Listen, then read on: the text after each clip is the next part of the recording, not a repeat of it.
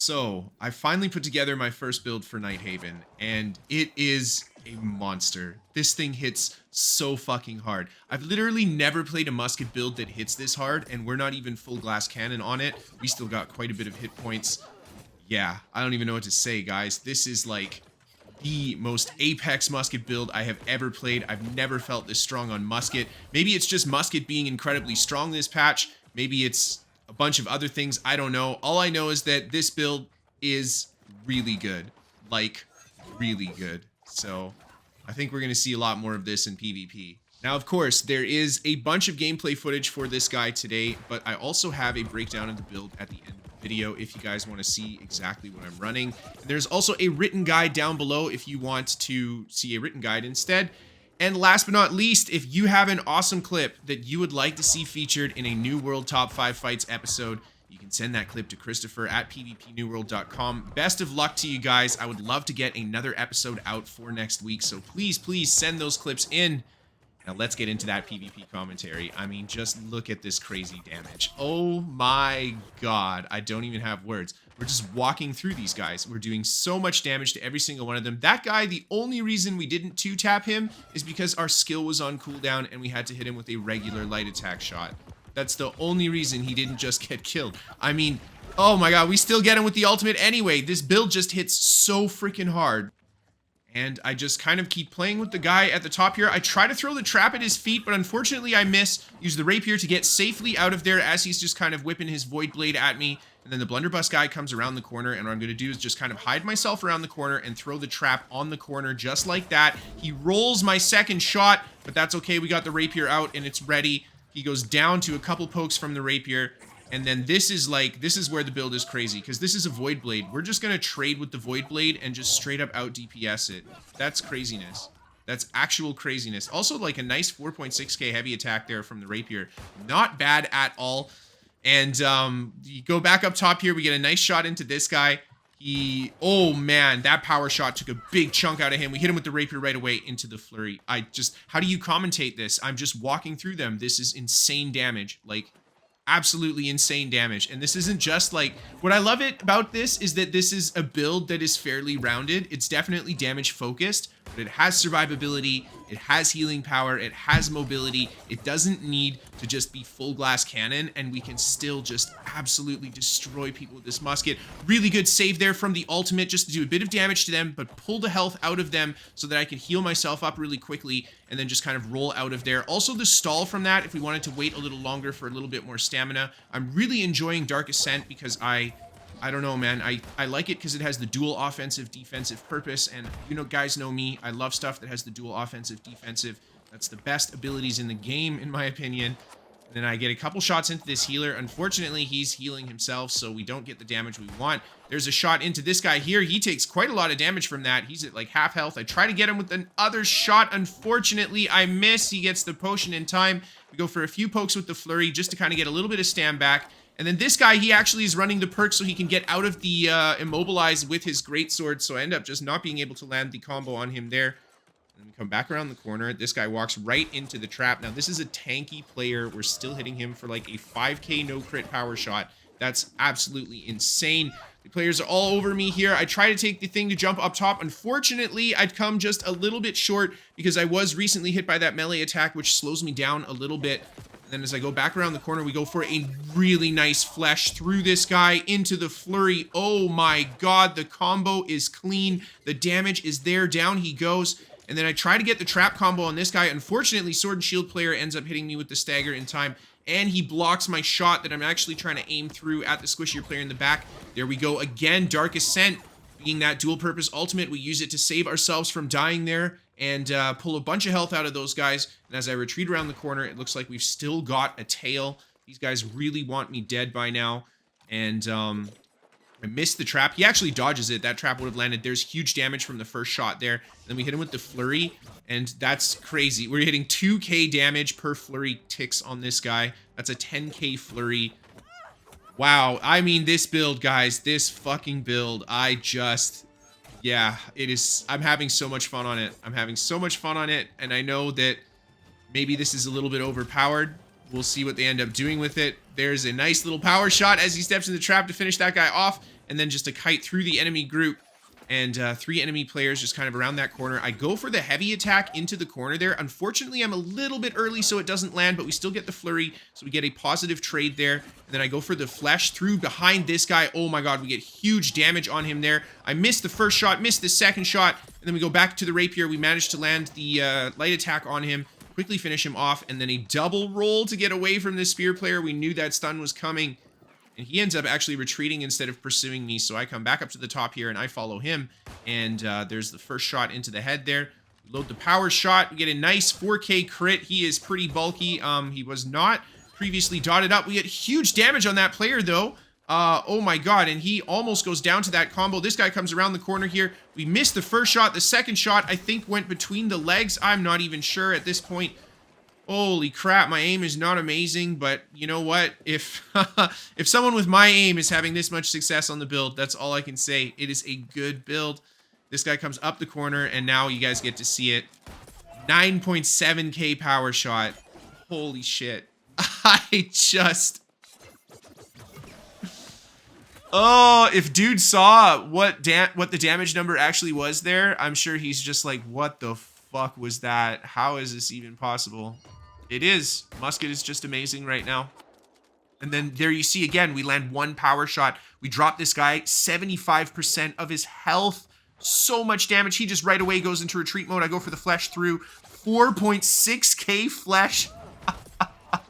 And there's the ultimate to finish off the other player. Oh my god, man. This build is just absolutely insane.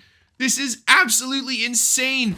I love it. I love Buildcraft this patch. I'm just gonna say it. It is so good to put that build together and see it pay off. I would highly recommend that you guys take a look at how I put this thing together, because this patch, man, the Buildcraft is gonna be wild. And this is just the tip of the iceberg. I don't even have set pieces yet, and we're already so strong. There's a nice combo on that guy there. This guy comes up. Again, he steps into the trap, but he uses the spin right as he steps on the trap. So I end up actually getting caught by quite a bit of damage from his greatsword there. And just drop down to the side, get a little bit of damage with my flurry. Actually, a lot of damage. Oh my god, he just took huge amounts of damage from that. And then we go for the shot there, and then more enemy players end up showing up. I go for the flurry and just miss everything. And then these guys are kind of chasing me around. I don't like fighting up here. I like fighting in the corners more, simply because we have a lot more cover from ranged attacks, and we can hide our character and hide our actions around corners with that kind of stuff. Whereas up top here, we're just kind of in the open. Everyone can see where everyone is. So there's a little bit less sleight of hand, I guess, to the gameplay. There's a nice power shot. We go for the flurry.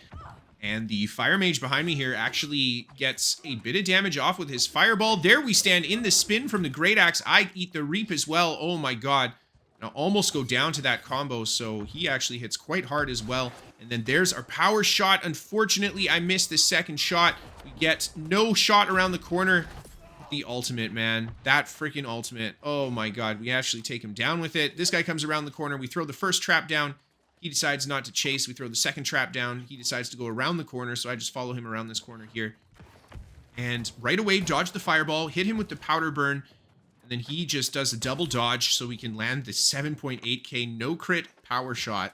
He goes down. So we didn't even get our attunement procs there. We didn't get a crit, nothing.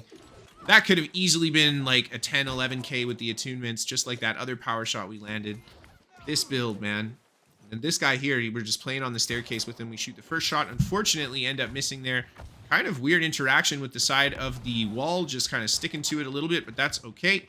We managed to get out safely nonetheless, and then this guy comes with a spin again through. I just go for my gap closer through him, just to break that distance right away, and then look up top here, see if I can find a target that has a little bit lower health. This guy eating good damage from the first attack I throw in. I try to go for the flurry.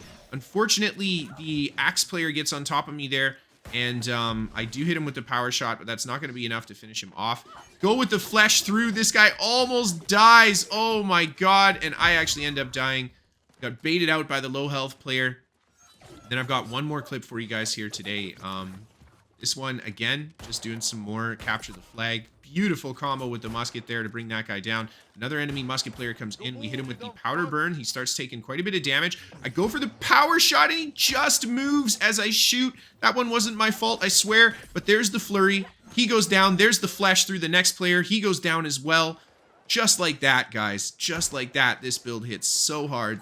And again, we just wait. A little bit of time goes by. There's the ultimate into the flurry. 2 players go down. And I just do a little circle around the pillar. Quickly drink my potion. And it looks like we got a musket guy that is paying attention to me here. So we just keep an eye out on him. And their player jumps down from the top. I shoot him. He still has a moment of invulnerability there. So I actually get no damage on that shot. Missed the musket player. Oh, no. And then we're getting shot up by the mage from, or the healer from up top. There's the first shot. We do land on the musket player there. And he ends up jumping down, and he pulls out an ice gauntlet. Oh, that's scary. The bow player follows me down here as well. I drink my potion, grab the power boost, and it looks like one player came from each side here. I go on top of this guy with the rapier. I get good damage. Unfortunately, though, I stand in his trap, and there's the power shot. Down he goes. We hit the other guy with a just a single regular shot, and he almost... God, he actually ends up getting away. But anyway, let's take a look at that build. We have got 150 con, 73 intel, 350 dex. Now, because the 100 and 150 intel jump points got nerfed super heavily this patch, I'm not running that intel anymore. We're not running the elemental split either for that reason. So also the elemental split is bugged. If you want to run more con on this build, you totally can. Just take some points out of intel or dex. It's totally up to you. For the weapon mastery side of things, my regular old rapier tree. This one is fantastic for attacking and defending. No more explanation really necessary. And then for the musket, I like running that trap setup. We got power shot. We got powder burn.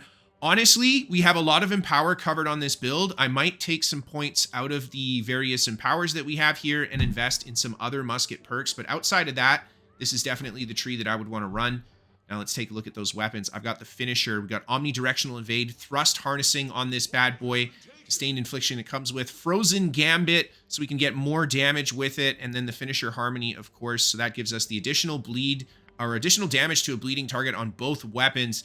The creme de la creme, the triple attunement musket. You can get this guy from doing world tours. I think that's the fastest way to get it. This guy here has the gem as well. Ideally, we would have a weapon perk, or a weapon skill slot there instead of the defensive perk, but that's what we get. And then for the rest of the gear here, the hat, we've got thrust conditioning, keenly jagged. Both keenly jagged and keenly empowered are covered on my gear here. And I've got thrust conditioning, or harnessing, sorry, on every single piece for that additional thrust damage. That's why this build hits so hard. We're at like 30% empower at all times. That's nuts. That's a lot of additional damage.